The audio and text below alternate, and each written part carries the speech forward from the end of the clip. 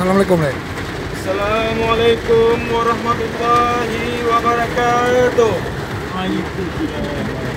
Kami dari Polsek Mulaya, Polresta Banda Aceh menghimbau kepada masyarakat Mulaya dalam rangka antisipasi virus corona di wilayah Mulaya agar masyarakat, bapak-bapak, ibu-ibu, adik-adik, dan saudara sekalian, mari kita bersama-sama mencegah penyebaran virus corona dengan cara: 1. Mengurangi aktivitas di tempat keramaian. 2. Berpergian ke tempat terjangkitnya virus corona. 3. Masalah makanan yang bersih dengan matang dan sempurna. 4. Mencuci tangan dengan sabun atau cairan antiseptik.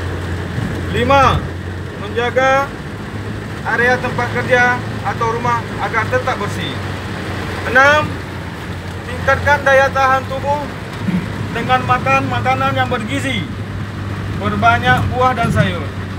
7.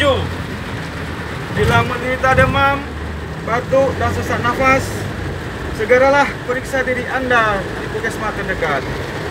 8.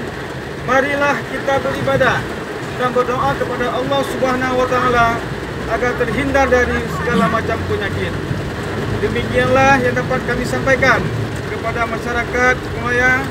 Assalamualaikum warahmatullahi wabarakatuh.